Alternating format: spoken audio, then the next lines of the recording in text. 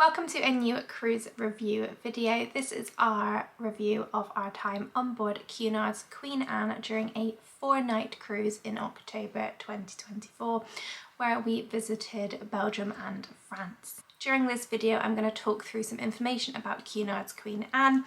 We're going to talk cabin, food, drinks, service, onboard activities, and ultimately whether or not I would recommend cruising with Cunard, and specifically on board Cunard's Queen Anne.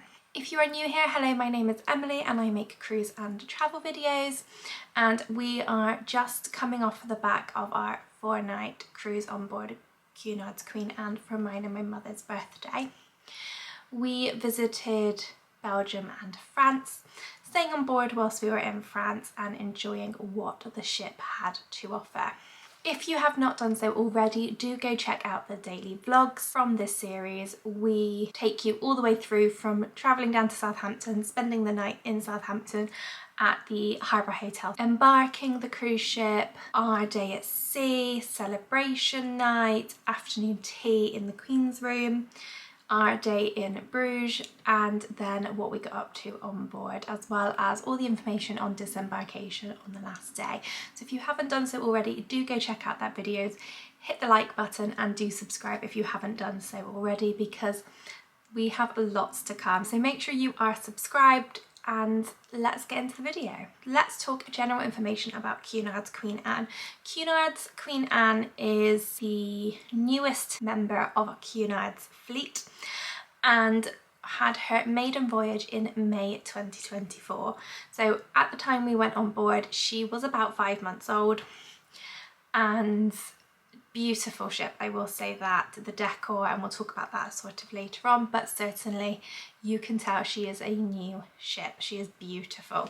In terms of capacity, Cunard's Queen Anne has a double occupancy capacity of just under 3,000 and can accommodate 1,225 crew. She is a pinnacle class of ship, which is very popular with the likes of Holland America Line, which is a sister cruise line to Cunard, and you will see quite a few of the pinnacle class dotted around with Holland America Line. In terms of cruises, this is our first ever cruise on Cunard. We have never sailed with Cunard before. Let's get into the review. So first up we have food. So we were in a Britannia balcony cabin. So in terms of main dining room, we had access to the Britannia restaurant, which spans decks 2 and 3 at the rear of the ship, so the aft of the ship. We opted for what you would call sort of club dining, fixed dining. So we opted for a set dining time,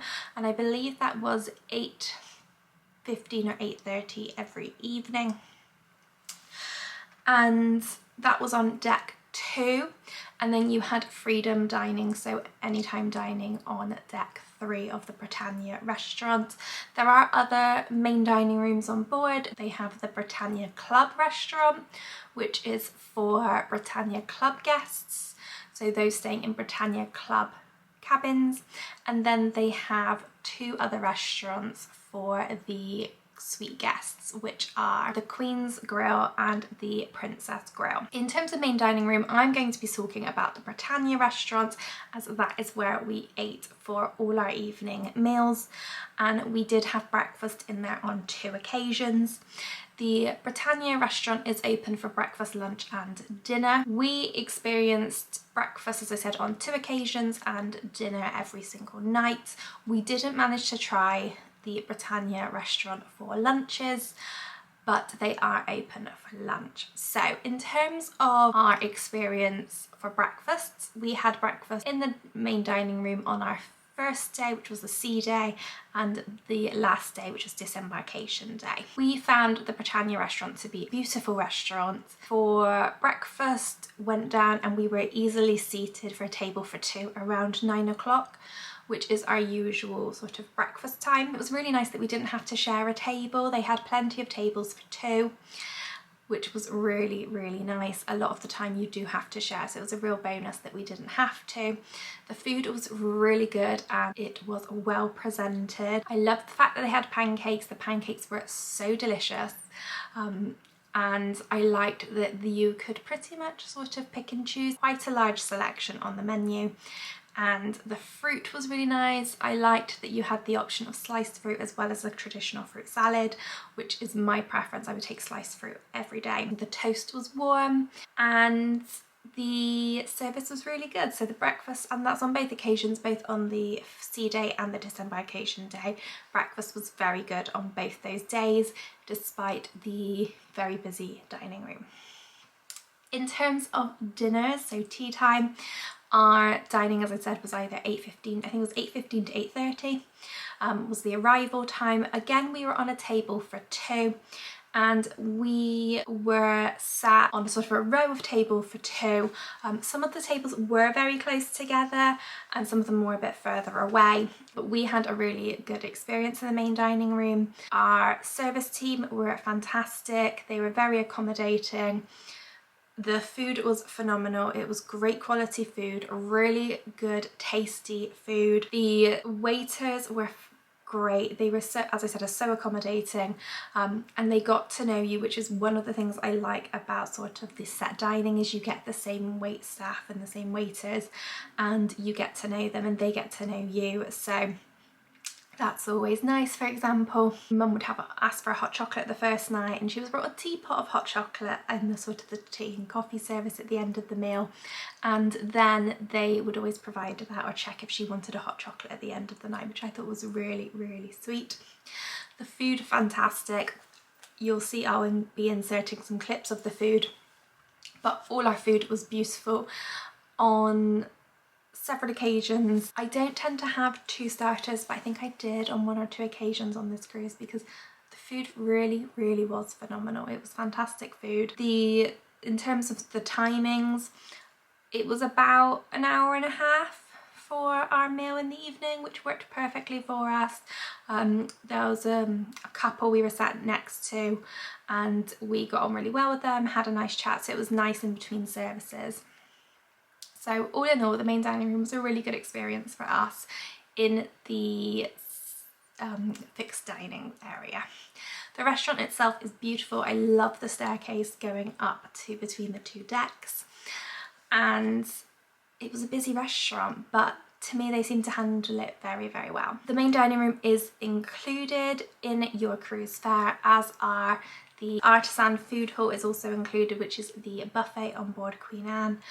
We, as a general rule, don't particularly like the buffet, but I'm gonna say but because I think if everybody did a buffet like Queen Anne and Cunard, I'd use the buffet more. So on our sailing, and I don't know if this is the same for everybody else's, but on our particular sailing, the crew were serving you in the buffet, which is my preferred method because it means that no one's touching the tongs apart from the crew. So still wash your hands before you go in and sanitize, but I don't need to worry about how many people have touched the tongs for me to then touch them. So really liked that the crew were serving you. There was a really good selection in terms of fruit, the food options available. There was a good selection I saw of dietary requirements, so if you were gluten intolerant or milk options, vegan options, there were some great selections available. They did have a BAP section, which I really liked, a breakfast BAP section. I thought that was great. You could see them making pancakes fresh, and I really liked that it's kind of a mix up between a main dining room and what you'd expect in a traditional buffet. For example, with the crew serving you the food, but also when you found a table, we had crew coming around offering tea and coffee and other drinks, which was a really nice touch. So actually really, really impressed with the buffet on board Queen Anne, which is not something I say very often. Other included food options we tried were at the Golden Lion pub. This is a really cool concept actually, I really liked it, whereby the pub on board offers food. So we tried this on our sea day for lunch and the food we had was really good. I had a fish pie, really nice, really tasty. And Mum had the ploughmans, and we also tried some Bloody Mary spiced chips. which were beautiful, really, really nice again. There is a mixture in the Golden Line of included food as well as extras. I think everything we had was included, and I like that it has daily specials, so it would change. So I had a fish pie, I think the next day there was a curry or a traditional pie, so there was a good selection of sort of proper pub grub. And I think anything that was extra wasn't too badly priced either. Other included foods we tried, we did try the Pavilion Grill and the gelaterie. So we had a burger, or Mum had a hot dog from the Pavilion Grill on our last day. It was a little bit slow. It is all handmade to order, which I thought was really good because you can customise it, and you get given a bleeper to take away. It did seem to take a long time, but the food was really good at the end. The ice cream, really good selection of ice cream and gelato. They have everything from scoops to sundaes to alcoholic drinks. The wellness cafe in the Pavilion also offers food. We didn't get the option to try it this time, so it's definitely something I would want to try if we ever went on Cunard's Queen Anne again. Cunard also offer room service, which is included. So we had a fantastic breakfast on our day in Bruges or Belgium. The menu for room service for breakfast is really vast. There's a huge selection, and hands down it was the best room service breakfast I have had on a cruise ship. It was fantastic. The fact that you can have hot foods, you've got such a big selection. I'll insert a clip of what the menu looks like, but you really do get a really good selection for breakfast. So really well done Cunard for that. We also tried afternoon tea room service, which is something Cunard also offer, and that was really good. It was for two, and the food was really good. It's exactly the same as you'd have in the Queen's room for afternoon tea, but it just means you get to try everything, and it's just nice to sort of sit and have a relax whilst enjoying afternoon tea. There is no tray charge for afternoon tea, but we did give the crew member who delivered the food a tip. Talking of afternoon tea is also included on a daily basis in the Queen's room on Queen Anne, and I think throughout the Cunard fleet. The afternoon tea we had on our first sea day, whilst the food was good and it was an interesting experience, it wasn't the best experience I've had. It was quite limited in terms of that you were served on trays, which was lovely, but you didn't then have the full selection if you weren't at the beginning or where the tray sort of ended. So I do think that's something that needs to be looked at. The food was good, the tea was nice, but it was incredibly busy, and I would have liked the opportunity to try different foods. Some people had a really good selection. If you were towards the end of what was left on the tray, you really just had a choice of what was left on the tray. Queen Anne also does offer alternative extra pay dining. We didn't try any of the extra pay dining on Queen Anne, so I can't comment on that. I think Cunard really do have a lot of included food options, and on a 4-night cruise there wasn't a chance we could do it all. Moving on to drinks. When we cruise, we very much do pay as you go. The exception is with Princess cruises, which do the Princess Plus package, but otherwise for every other cruise we just pay as we go for drinks because we're not big drinkers. So in terms of drink, there are sort of over 15 bars and lounges on board Queen Anne, so there was a huge variety. And again, we could not get through them all on a 4-night cruise. In fact, the only ones we visited were the Commodore's Club, which was just during the day, so we didn't try any drinks. But we did try the Queen's Room, was really good for drinks, that we enjoyed on an evening. And then we also had drinks in the Pavilion, which was really good. We had that on our first day and our last day. There is a really good selection of drink options available on Queen Anne, from alcoholic to non-alcoholic. Mum had a non-alcoholic cocktail, which was very nice. I'm a margarita person, so I did have a margarita, and I had a few different margaritas over the course of the cruise. My favourite cocktail, hands down, was a spicy margarita from the Queen's Room on Formal Night, and this is what I think makes the difference where you have a really good bartender who knows what they're doing, and they clearly make the drinks fresh rather than having bottles of pre-made stuff. I asked the waiter who was taking the order if I could have a spicy margarita. There was no spicy margaritas on the menu. There was a margarita on the menu, but not a spicy one, and I really like a spicy margarita. And he went away happily, yeah, of course, no problem at all. And he came back and it was the most beautiful spicy margarita I have had. It was beautiful. The spice was perfect. And they did make it again another night, and in fact when I asked for a drink, the gentleman was the same person who served us on the first night and said, "Did I want a spicy one?" So I thought that was really nice that they also remember people, which I think adds to the experience then. So certainly the Queen's Room and the Pavilion Bar, both really good for drinks in our opinion. As I said, there is a very vast menu of options in terms of drinks. We also tried the Bright Light Society, where we went to watch Noir, but we didn't try any drinks in there, but they did also have drinks in there. I have seen online that there was a hibiscus margarita in the bar in the casino, but I missed out, so maybe that's an excuse to go back because I do love hibiscus. So I really like that even if it's not on the menu, the bartenders can make it fresh.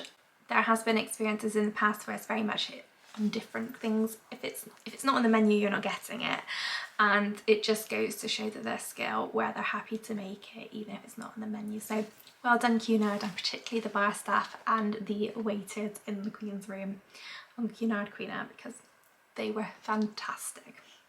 Spicy margaritas. Moving on, let's talk about our cabin on Queen Anne. So we had cabin 5054, which is a forward cabin on deck 5 towards the front of the ship. It's close to the stairs and lifts, which mean it's in an excellent location for getting around the ship. I particularly liked that because we did use the spa. It was just straight down to the spa, but equally it was accessible for things like the theatre, the Queen's Room, all the kind of places where we enjoyed our time. We opted for a Britannia balcony cabin, and we purely went for a balcony cabin because the sea views had sold out at the point we booked the cruise. Otherwise we would have booked a sea view.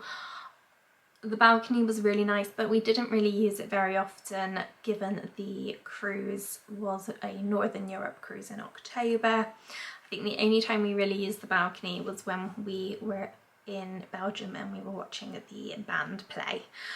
So it's nice to have a balcony and get fresh air, but it wasn't warranted on this cruise.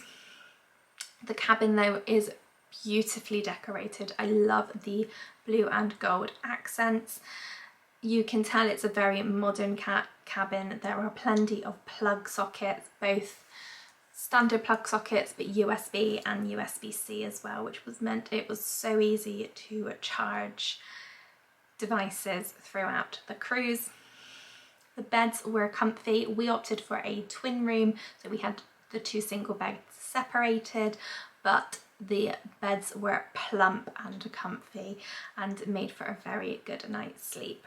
In terms of the amenities within the cabin, there was a minibar service if you wanted it. You also get a half bottle of sparkling wine included with the fare.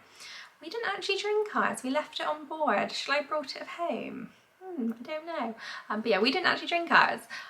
I really like that they have bathrobes in all of the cabins. I thought that was a really nice touch with the slippers as well. And the bathrobes were super soft. I think I said on the video that these would be perfect if you were cruising Alaska, because you could just be wrapped up in your robe on your balcony enjoying the scenery. Also for Norway, I think it would be a great option as well. Plenty of storage. I liked that there was different options for storage. There were shelves, there was drawers, there was hanging space. I did feel like some of the wardrobes, because you can't removed the hangers. In some wardrobes there were too many hangers and therefore the clothes didn't sit right. But I did like in one of the cupboards that you could take the rails off the bottom to have more hanging space. I thought that was a really clever idea. And I liked also the additional cupboard next to the bed for that. So I thought that was also really good.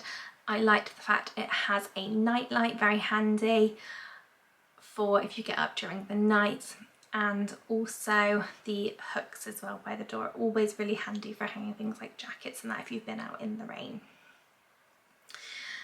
Bathroom wise, it's a beautiful bathroom. I liked the, you know, traditional, now it's glass shower doors. I don't have an issue with the shower curtain, but you can't be a sort of a walk-in shower. The shower pressure was very good. I think our shower head was either loose or broken because it wouldn't stay in one position for very long. It would then sort of drop.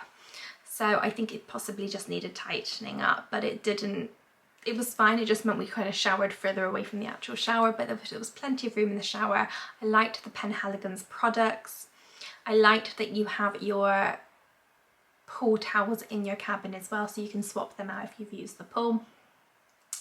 And I think the bathroom was beautifully laid out. There was a very strong smell on our embarkation day from the bathroom. I don't know if that was cleaning products. It wasn't like a terrible smell, it was just a very strong smell, and I don't think it was the Penhaligon's products. So it did go, wasn't sure what it was. One thing Cunard offer that I had completely forgotten about is that Cunard still offer a turn down service. So that means that your cabin steward comes in twice a day on the mornings, every morning to do the room up for the day, but also they come in every evening to turn the room down ready for the night.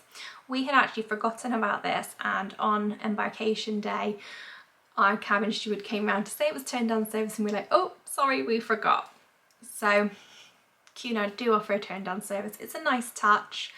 Yeah, it's a nice touch. Very comfortable room. Probably the only gripe I have with the room is that, and this is probably something from somebody who wears makeup, is that the lighting around the vanity mirror isn't the greatest. So yeah, I hope my makeup was okay during those days because the lighting was terrible. Something to look at, yeah. The lighting around the mirror, the vanity mirror, was not great. Yeah, otherwise the cabin really nice. I'm very impressed with it. Lovely quality, comfortable.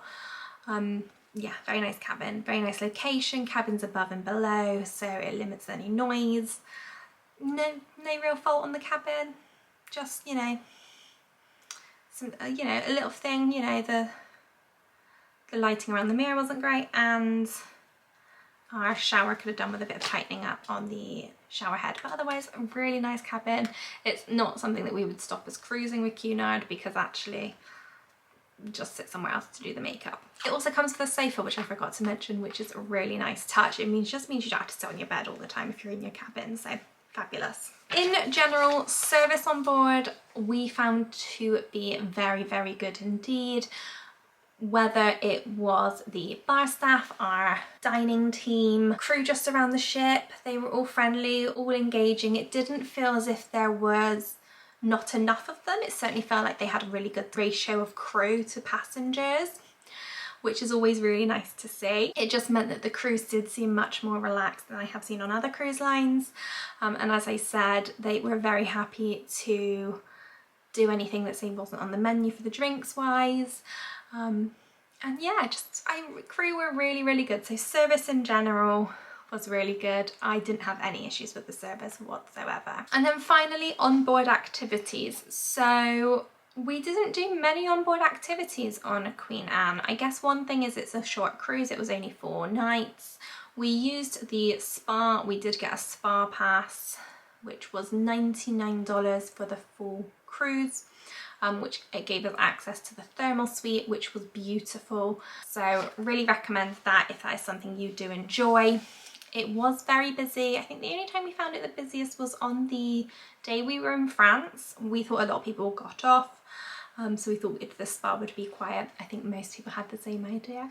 So the spa was very busy, but the facilities were beautiful. I think there's never enough hot beds, no matter what spa you're at. Everybody wants a hot bed, there's never enough of them. But the pool was very good, the rooms were lovely. I think my favourite room was the Himalayan salt room. I love that room so much. So yeah, spa was really nice. The spa staff were kind, they were great at sort of talking you through it, showing you what was on offer. Really helpful. The pool wise, they had the Panorama Pool Club pool, which was open. That's an outside pool with a couple of hot tubs. We tried that on our last day. Definitely the pool is heated, so the pool was a really nice temperature, but don't go in the hot tub before you get in the pool. Do pool then hot tub. That's my recommendation. But the pool was really nice deep pool, very good for swimming. Hot tubs are really nice and hot. The pavilion pool, whilst the pavilion is beautiful, it's a beautiful space, absolutely love it. The pool was closed for maintenance on our cruise, so we weren't able to enjoy that, but the hot tubs were still usable. Still people in the hot tubs, still people around the space, and I think the pool looks like a really nice place to be. They did fill it on the evening just before we left, and it did look like a really nice pool as well. Entertainment wise, they have theatre shows, they have people on board who come on to do talks. We did a serial killer talk, which was really interesting. They also have the Bright Light Society, sort of an immersive show, which was noir. So that was a really good show. Highly recommend that if you are on board. The theatre performances, really good as well. When we watched them, really enjoyed them. They do have shopping on board, so they have a Cunard shop that sells specific Queen Anne and Cunard merchandise.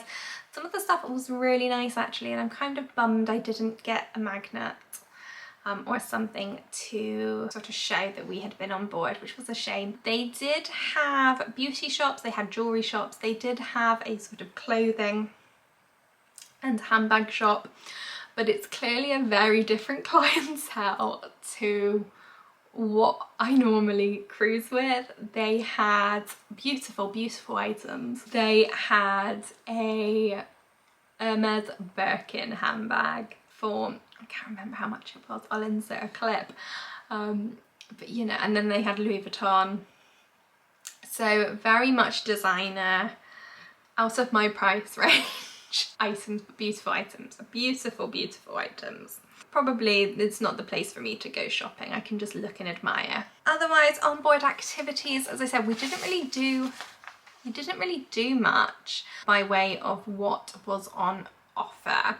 There's going to be a separate video where I look through the program and talk through kind of what the onboard activities were, so do check that out if you're interested in seeing what onboard activities you can do whilst on Cunard's Queen Anne. But for us, we did afternoon tea, we did a talk, but otherwise we just kind of enjoyed the ship and what it had to offer.